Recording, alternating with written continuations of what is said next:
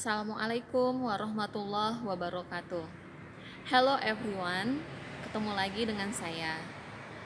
Pada kali ini kita akan membahas tentang recount text, yaitu materi bahasa Inggris SMP kelas 8. Ada berbagai macam jenis teks dalam bahasa Inggris, salah satunya adalah teks recount.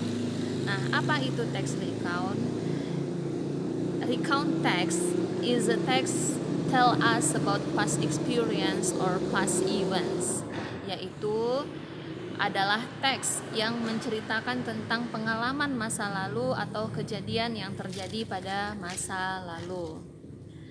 Nah, what is the social function? Tentunya fungsinya adalah untuk menghibur para membaca dan memberikan informasi. Oke, sekarang kita lihat apa saja sih contoh dari recount text tersebut. Recount text ini sangat dekat dengan kehidupan kita. Ya, salah satu contohnya adalah pengalaman pribadi kita, ya. Jadi pengalaman yang terjadi atau kejadian-kejadian yang terjadi pada masa lalu itu bisa digolongkan kepada text recount. Nah, selain dari experience, biografi seseorang bisa kita masukkan ke dalam contoh text recount ini. Selanjutnya, di dalam membuat suatu text recount atau membaca text recount itu pasti ada struktur-strukturnya, ya. Kalau seperti esai pada umumnya itu ada pembukaan, isi dan penutup. Nah, untuk recount text ini dia memiliki nama tersendiri. Apa saja itu? Yang pertama adalah orientation. Di dalam text recount, paragraf pertamanya itu biasanya berupa orientation. Apa yang ada di dalam orientation itu adalah memperkenalkan siapa saja tokoh yang terlibat dalam cerita tersebut atau dalam teks tersebut, di mana kejadiannya dan kapan. Nah, 3 poin penting ini tidak boleh dilewatkan di dalam membaca atau menulis suatu teks recount. Kemudian struktur yang kedua adalah events-nya. Nah, events ini adalah urutan-urutan kejadian atau urutan-urutan pengalaman tersebut. Nah, kita coba kasih contoh ya. Tadi kalau yang orientation-nya itu contohnya begini.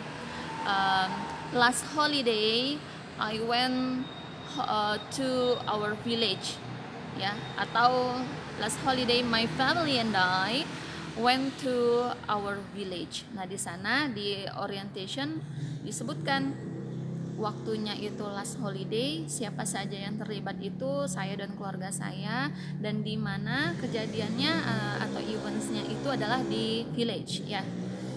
Nah, masuk tadi yang kedua adalah events. Ciri-ciri dalam events ini adalah biasanya dengan menggunakan urutan atau kronologi kejadian, menggunakan kata-kata first day, second day, third day, and so on, atau first day, next, then, last day, or finally. Itu adalah ciri-ciri dari events tersebut. Kemudian struktur terakhir dalam text recount ini kita namakan reorientation. Apa yang ada di dalam reorientation ini adalah berupa bisa saja kesimpulan tentang kejadian tersebut, atau bisa saja menyampaikan perasaan kita atau kesan kita terhadap pengalaman yang kita alami tersebut. Nah, biasanya contohnya begini, it was a tiring day but we were very happy, ya. Or contoh lain adalah it was unforgettable moment. It was a happy holiday.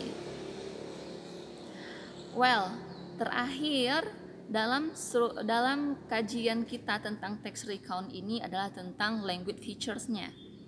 Language features ini maksudnya adalah apa sih tata bahasa yang kita gunakan dalam membaca atau menulis text recount, yaitu yang pertama adalah menggunakan tenses dalam bentuk past. Jadi kita menggunakan past tense, di mana past tense ini kalau misalkan menggunakan kata-kata action verb, ya itu menggunakan action verb bentuk kedua. Sementara nanti kalau dia dalam bentuk negatifnya bisa menggunakan did dan kata kerja pertama. Nah, selain menggunakan action verb, bisa juga menggunakan kata-kata nominal. Ya, kita menggunakan to be. To be yang kita gunakan dalam bentuk recount text ini adalah to be, was, and were. Contohnya tadi pada terakhir pada reorientation, yaitu it was a tiring day. It was a tiring day, but we were very happy. It was, ada kata was dan ada kata were. Oke, demikian penjelasan saya tentang text recount. Mudah-mudahan dapat dimengerti. See you. Assalamualaikum warahmatullahi wabarakatuh.